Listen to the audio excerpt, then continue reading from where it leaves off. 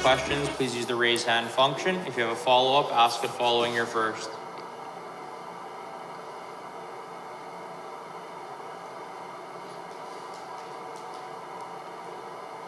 Ryan Rashog, TSN.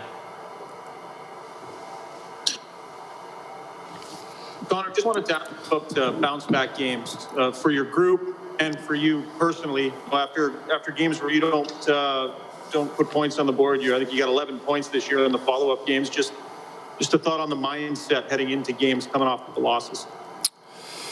Yeah, I think obviously in this series kind of format, if you lose game one, game two becomes really important. So, I think our desperation level goes up.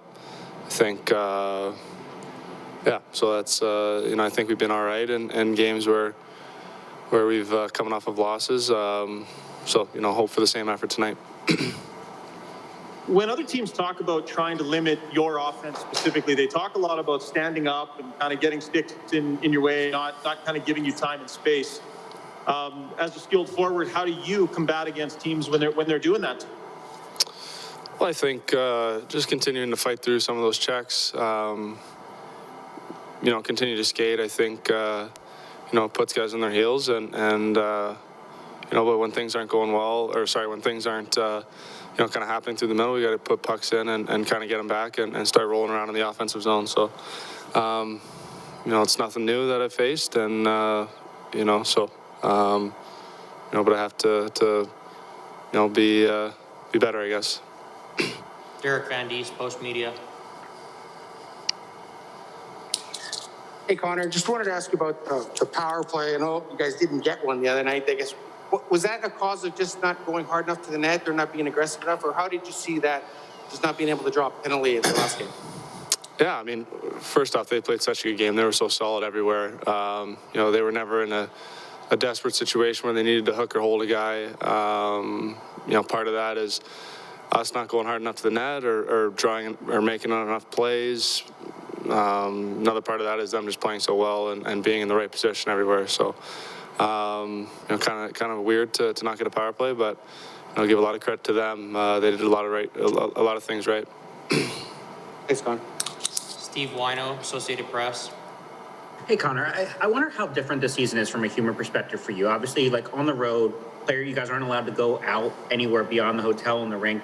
At home, the league has told you guys get groceries delivered and all that. How kind of tough from a human level is this for you and family members? I guess it's tough a little bit, but we're so lucky to be able to come into the rink and do what we love to do and be working essentially. So we don't forget about that and there's lots of people that are stuck at home and can't even go into work. So it's tough maybe, but we got lots to be grateful for. Obviously, you guys get paid. Does the season make you appreciate, though, the game, since all you have essentially on the road is kind of the hockey element of everything? Yeah, of course. I mean, obviously, I always appreciate the games, but maybe more so this year when there's nothing else going on. You got nothing else to really worry or focus on other than the game itself, and for some guys that's tough. For some guys, they love it. So it kind of all depends on where you're at, I guess. But like I said, we're very grateful and fortunate to be able to come to the rink and work and in a time where lots of people can't. Dan Grummett, CTV. Hey, Connor. Over the weekend, there was a report that the Oilers are looking. You turn it up a bit, Mazer. Yeah. Here. Sorry. Yeah. Sorry about that. Over the weekend, there was a report the Oilers are looking to bring back fans in some limited capacity. Not asking you to comment on that specifically, but just the idea of maybe being able to play some home games in front of hundreds or maybe a few thousand fans, as you guys have, I think, 16 home games left heading into the playoffs. What would that mean for you and maybe the team? Be a huge lift. Just in talking to some of the guys around the league, that have gotten their fans back, even in a limited capacity, they talk about what a big lift it is. So, we certainly miss our fans, and that kind of energy that they provide for us. If everyone deems it safe and there's a way to work it out, I think that'd be great. I certainly miss playing in front of the fans. Thank you. If there are no more questions, this concludes Connor McDavid's media availability. Please stay tuned for Mikko Koskinen.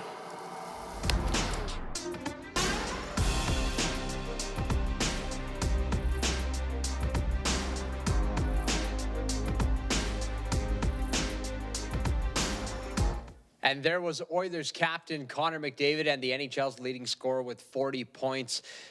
We heard from Connor McDavid, of course, as you just heard, but we're also going to hear from Mikko Koskinen, who will get the start tonight. He's currently 7-8-0 and is most recently coming off a start on February 20th against the Calgary Flames in Calgary when he turned aside 43 of 44 shots. He has an opportunity to make his record get back at 500 tonight. He's supporting a 3.26 goals against average and a .901 save percentage. The Oilers, of course, coming off a 4-0 loss to the hands of the Maple Leafs on Saturday. But you heard Connor right off the top. This is an opportunity to get that desperation back. And game 2, when you drop game 1, becomes ever so important, especially when you're hoping to catch up to a team like the Toronto Maple Leafs, atop of the Scotia North Division. Right now, the Oilers are currently 6 points back of the Toronto Maple Leafs, who not only lead the division, but also the National Hockey League. So it looks like Mikko Koskinen is at the podium at Rogers Place. Let's go to the Oilers Hall of Fame room now.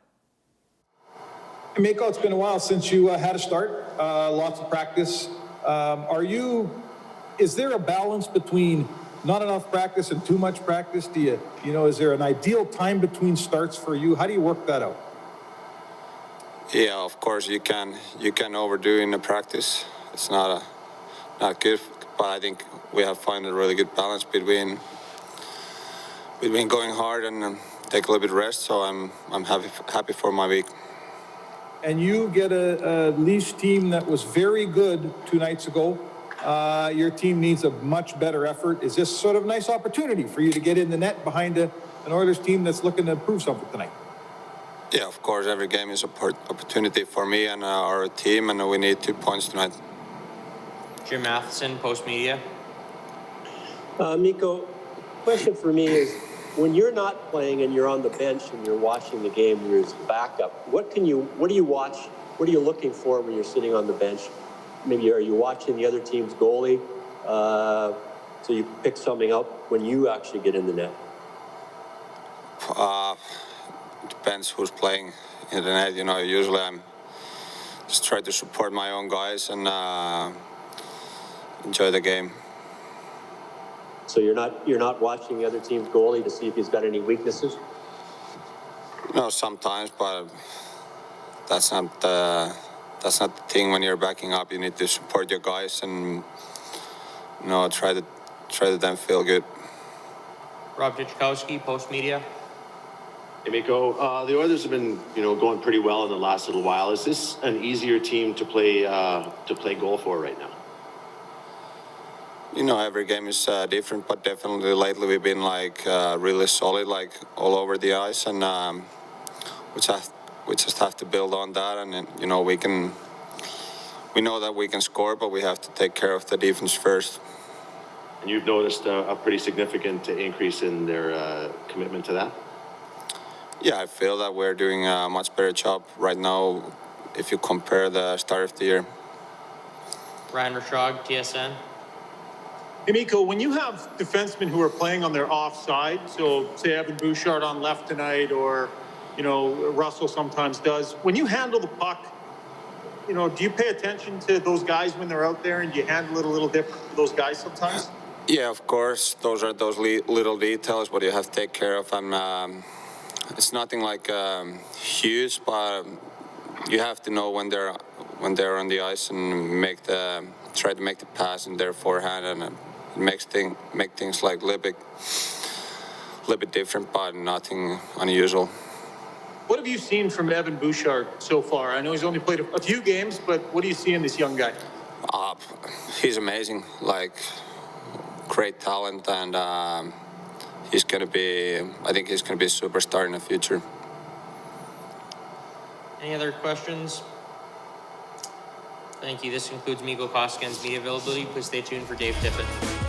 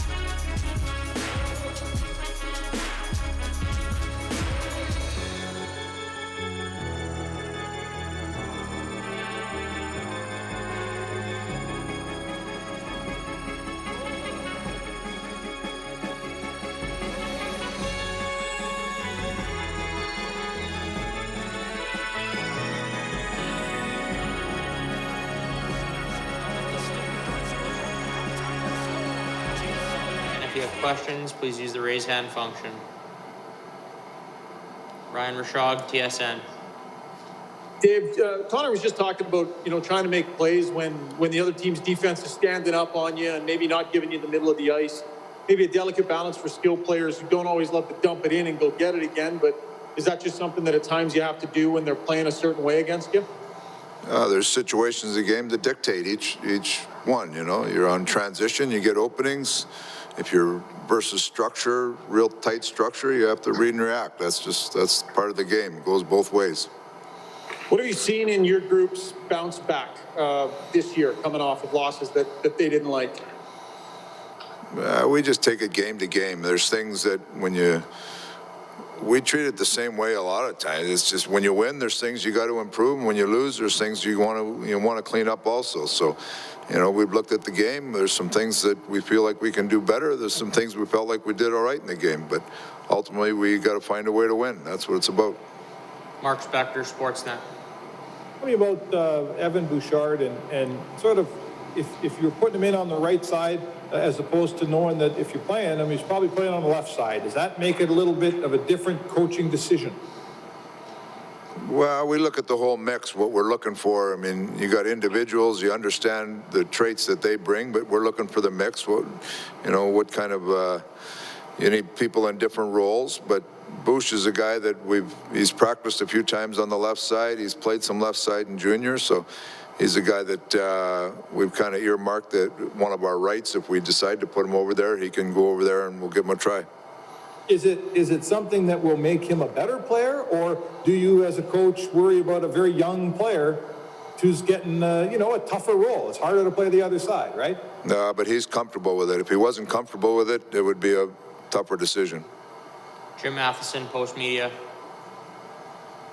Dave, picking up Alex Stalock, is that a question of, Dylan Wells for now is on your taxi squad? Because you picked up goalies before, but you can't keep them. But he's got a pretty good track record as an NHL goalie. Yeah, I mean, you look at the number of starts he had last year.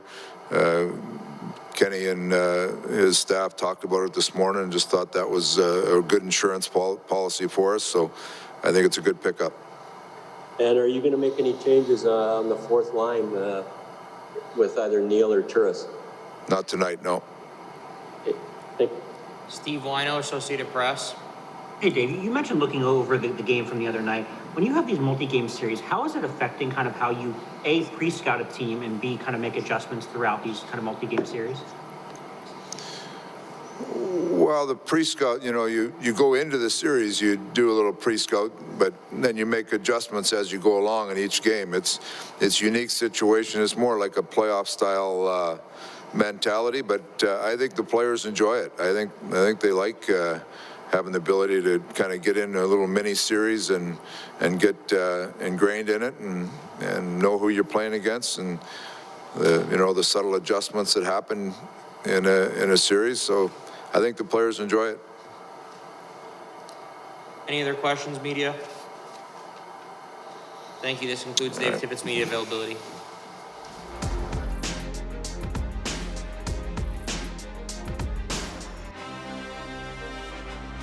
And there was Mikko Koskinen and Oilers head coach Dave Tippett.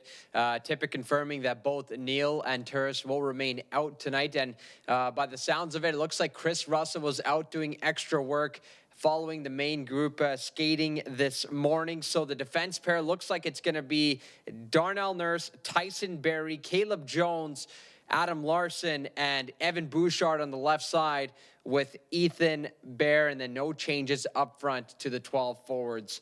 Also, you heard about Alex Stalock. That's actually one of the big news coming out of Edmonton this morning. Claimed off waivers from Minnesota. He hasn't played in a game yet this season. He actually started the year with an upper body injury, so wasn't able to suit up. But 20-11-4 was his record last season with a .267 goals against average and a .910 save percentage. He's also in year 2 of 3 of a contract that's paying him $785,000. So it's the Oilers looking to bounce back after a 4-0 loss on Saturday night. Connor McDavid says they're looking to make sure that the urgency and the desperation levels are going to be met tonight, because they are currently trailing the Toronto Maple Leafs by 6 points atop of the Scotia North Division. Of course, we'll have all the live post-game reaction for you right here on Oilers TV. For my producer, Brock Boot, I'm Tony Barr signing off. We'll see you tonight.